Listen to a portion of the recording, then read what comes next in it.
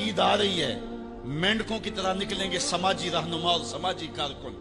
अखबारों में तस्वीरें छपेंगी, गरीब औरतें लाइन में लगी हुई हैं, गरीब मर्द लाइन में लगे हुए हैं, और जो है वो साहिब जो है वो एक एक तोड़ा आटे का, एक एक थैला आटे का दे रहे हैं, और 10 जो है वो फोटोग्राफर तस्वीर खींच रहे हैं। अगले दिन 15-15 अखबारों के अंदर तस्वीरें लगी हुई हैं।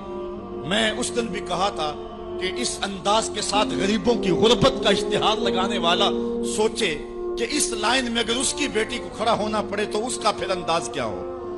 बात ये नहीं, बात तकरीम की है। कल्ला बल्ला तुकरिमूनल यतीम।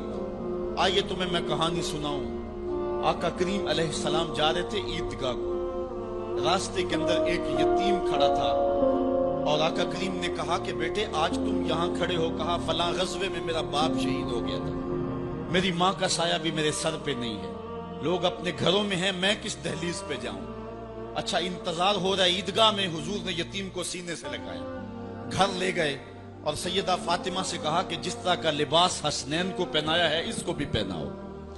अल्लाह अकबर। और उसको खाना खिलाया और सब कुछ उसकी तकरीम करने के बाद हुजूर ने फिर जो है वो उसको इज्जत देने के लिए, उसकी तकरीम देने के लिए हुजूर अलैहिस्सलाम ने उसको फरमाया अमा तरदा अन्ना मुहम्मदन अबू का।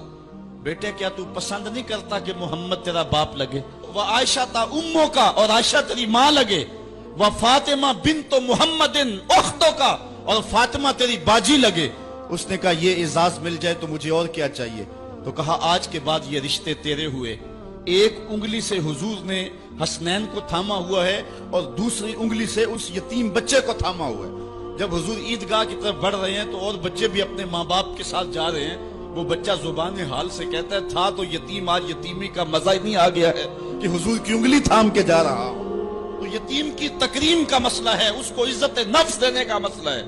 यतीम को लोगों के अंदर खड़ा करके उसको एजाज देते हो, वो एजाज नहीं है, वो रुसवाई है। मुझे 1 साल कबल एक ऐसी तकरीब में लोग खींच करके ले गए जहां वो आजकल इज्तिमाई शादियों का रिवाज है।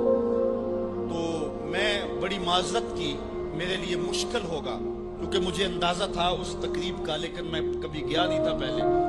तो मैं जब उस तकरीब में पहुंचा तो यकीन जाने के 2 दिन तक जो है वो मैं बेचैन रहा। मैं कहता हूं गरीब से गरीब आदमी होता है ना, उसको मुआशरे में प्रोटोकॉल इजाज ना भी मिले तो शादी वाले दिन तो मेहमान खुसूसी वही होता है ना।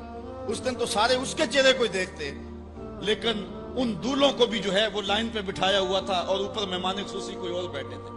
मैंने कहा ये बेचारे मिस्कीन आज भी मेहमान खुसूसी नहीं है, आज इनकी जिंदगी का अहम दिन है और आज भी इतने लोगों के सामने इश्तिहार लगाया जा रहा है ये गरीब लोग हैं, और दुल्हनों का भी इश्तिहार लगाया जा रहा है ये गरीब बच्चियां हैं। और फिर क्या उनके चेहरे पे कोई मुसर्रत के आसार थे और ना उन बेटियों के चेहरे पे कोई मुसर्रत के आसार थे। तो लोग खुशी बांटने चले हैं लेकिन गमों में इजाफा करते चले गए। रात की तन्हाई में निकलो, अंधेरा फैला हुआ हो, कोई देखने वाला ना हो, अपने साए से भी बचो और जाके गरीब के घर में रकम फेंक के आ जाओ, उसे पता ना हो ये फेंकी किसने है, और फिर वो शादी करें जो दुआएं उनके कलेजे से निकलेंगी अर्श तक पहुंचेंगी।